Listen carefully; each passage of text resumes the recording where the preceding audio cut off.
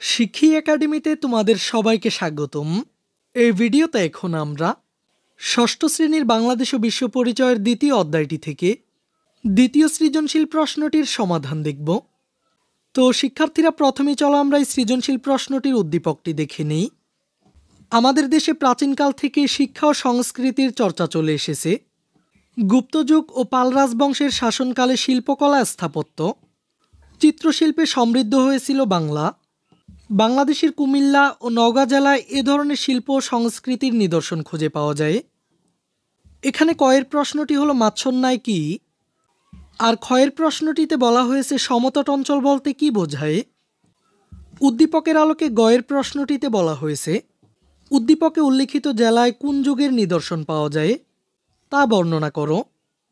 আর সবশেষ উদ্দীপকের আলোকে ঘয়ের প্রশ্নটিতে বলা হয়েছে দেশের সংস্কৃতি ও সভ্যতার বিকাশে উদ্দীপকে উল্লিখিত অঞ্চলের মহাবিহারের ভূমিকা বিশ্লেষণ করো। তো শিক্ষার্থীরা, চলো আমরা এই সৃজনশীল প্রশ্নটির সমাধানে চলে যাই। এখানে কয়ের প্রশ্নটিতে বলা হয়েছিল মাৎসন্যায় কি। উত্তরটি হলো মাৎসন্যায় বলতে মূলত ন্যায়নীতিহীন ব্যবস্থাকে বোঝায়। আর ক্ষয়ের প্রশ্নটিতে বলা হয়েছিল সমতট অঞ্চল বলতে কি বোঝায়। সমতট বাংলার একটি প্রাচীন ভৌগোলিক অঞ্চল। পূর্ব ও দক্ষিণ পূর্ব বাংলায় ব্রহ্মপুত্র নদীর মুখে বঙ্গ জনপদের প্রতিবেশী জনপদ হিসেবে ছিল সমতটের অবস্থান। এ অঞ্চলটি ছিল আর্দ্র নিম্নভূমি। চৈনিক পরিব্রাজক হিউয়েনসাং সমতটকে কামরূপের দক্ষিণে বিস্তৃত নিম্নদেশ হিসেবে বর্ণনা করেছেন। এর ভূখণ্ড বর্তমান বাংলাদেশের পূর্বাঞ্চলের, বিশেষ করে ঢাকা বিভাগ, সিলেট বিভাগ, বরিশাল বিভাগ এবং চট্টগ্রাম বিভাগ এবং মায়ানমারের রাখাইন রাজ্যের কিছু অংশের সাথে সামঞ্জস্যপূর্ণ। আর উদ্দীপকের আলোকে গয়ের প্রশ্নটিতে বলা হয়েছিল উদ্দীপকে উল্লিখিত জেলায় কোন যুগের নিদর্শন পাওয়া যায় তা বর্ণনা করো। উদ্দীপকে উল্লিখিত কুমিল্লা এবং নওগাঁ জেলায় গুপ্তযুগ এবং পাল রাজবংশের শাসনকালে শিল্প ও সংস্কৃতির নিদর্শন পাওয়া যায়।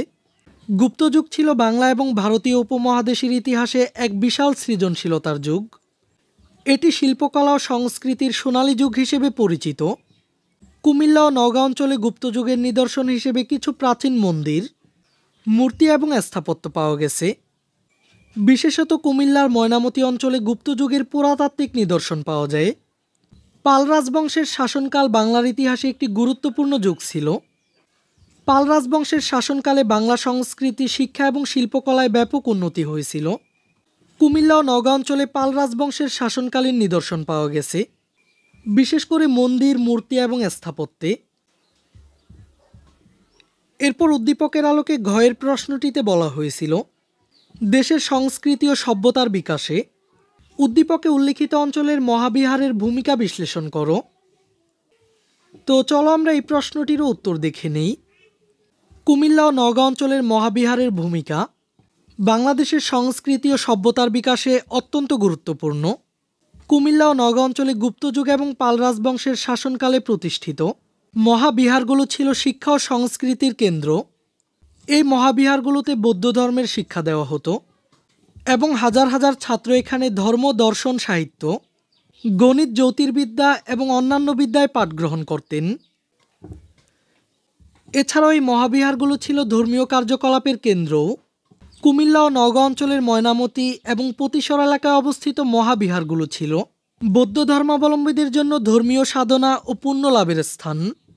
মহাবিহারের প্রতিষ্ঠানে শিল্পকলা ও স্থাপত্যেরও বিশেষ ভূমিকা ছিল।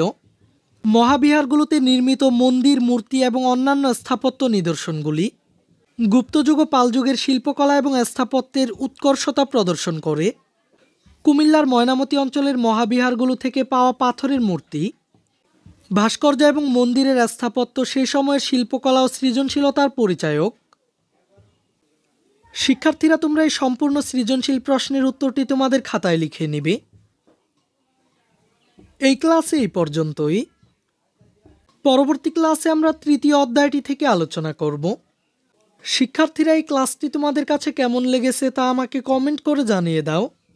আর পরবর্তী সকল ক্লাসগুলো নিয়মিত পেতে চ্যানেলটিকে এখনই সাবস্ক্রাইব করে রাখো।